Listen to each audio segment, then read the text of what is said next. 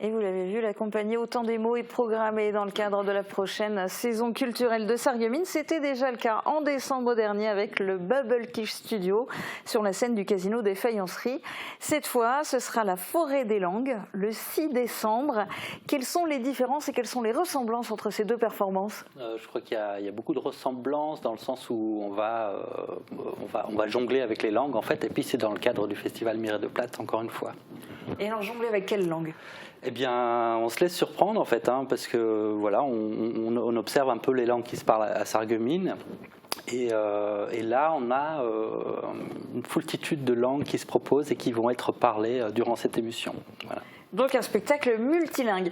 Alors Exactement. lors de la présentation de la saison culturelle, le directeur du pôle culture de Sarreguemines, Hervé Tamagnouk, a dit de la Forêt des Langues que ce serait, je le cite, un cabaret version poético-humoristique. Vous validez cette définition ? Oui, je peux dire qu'on part sur cette piste-là parce que l'humour, c'est quand même un ADN chez la compagnie Autant des mots. C'est une porte d'entrée en tout cas pour beaucoup de sujets. Et donc, je pense qu'on va naviguer dans cette eau-là, oui. Et alors pour naviguer dans cette eau-là, est-ce que vous allez à nouveau mettre les habitants du territoire à contribution ? Oui, et ça a déjà commencé. On s'inspire effectivement de l'existant des habitants de Sarreguemines et donc on essaye de faire des projets où on tend la perche justement à ceux qui habitent et les langues qu'ils parlent ici et aujourd'hui. Et donc là, on a rencontré effectivement par exemple le FLE, langue étrangère, la formation qui est français de langue étrangère qui est donnée à la médiathèque. Et là, je peux vous assurer que c'est déjà un voyage. Ah oui, parce que ça permet d'avoir des langues qui viennent de plein d'horizons différents.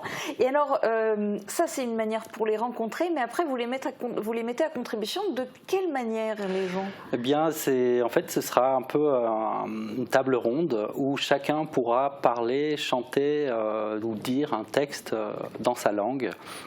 Et comme ça, on va se passer le relais entre différentes langues pour pouvoir les écouter, pour leur donner la parole. Et en attendant ce spectacle qui sera début décembre au Casino des Faïenceries à nouveau, vous serez le 1er septembre, donc 1er septembre, là tout de suite à la rentrée, au Moulin de la Blise à Sarreguemines.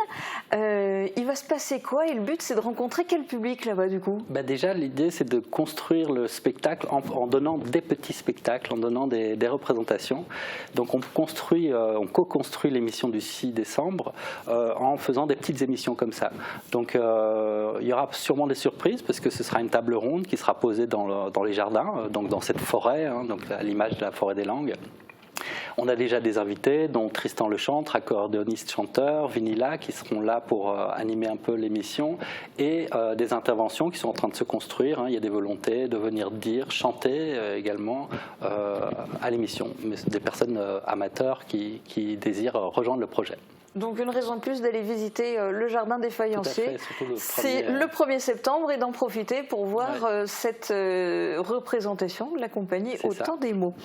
Ceci dit, il n'y a pas qu'à Sarreguemines que la compagnie est présente. D'abord, vous êtes installé à Meisenthal et puis en ce moment, vous menez un projet à Götzenbrück. Alors qu'est-ce qui se passe là-bas ? Alors, on habite à Meisenthal, comme vous le précisiez. Donc, on passait souvent à Götzenbrück en voyant ces bâtiments vides de la Sola. Je ne sais pas si vous voyez de l'histoire industrielle de la région. On se demandait un petit peu qu'est-ce qu'il y avait moyen de créer comme projet autour de ces bâtiments. On s'est rendu compte que, comme on travaille beaucoup avec la radio, qu'il a existé dans les années 80 une radio ouvrière. Et donc on est parti sur cette piste-là en interviewant les habitants, en parlant de cette radio. On a retrouvé les archives, 19 émissions qu'on va mettre en scène, tout en alternant avec des témoignages d'aujourd'hui sur cette lutte de 1981 qui a abouti à la réouverture de l'usine. Et alors tout ce travail, ça se passe dans le cadre d'une année de résidence. Et du coup, sortie de résidence, les gens vont pouvoir voir tout ça aux Journées du patrimoine, c'est ça ? C'est ça, le 21 septembre, à partir de 16h, accueil public. Il y aura des démonstrations de verriers contemporains également. Simon Perrault et Loïc Lecointre qui vont faire une démonstration de verre, soufflage de boules et essayer de réinterpréter de manière libre la confection de lunettes, parce que c'était une usine de lunettes. Et puis la radio ouvrière réinterprétée par Autant des mots. À partir des 18h. Tout ça, on le voit, c'est toujours créé avec le public. Cette démarche spécifique, c'est un leitmotiv en fait pour la compagnie. Nous, c'est évidemment à travers le prisme sensible de la création artistique de se faire rencontrer les gens, de se réouvrir au dialogue, de lutter contre l'isolement et de créer quelque chose ensemble.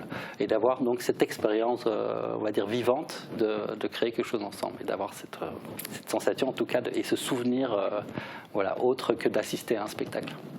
Et même bonne continuation et on viendra voir ça à l'automne et cet hiver.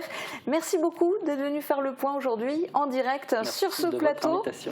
Très bonne journée à tous et rendez-vous, et bien comme d'habitude, demain à partir de midi sur Mosaïque Cristal.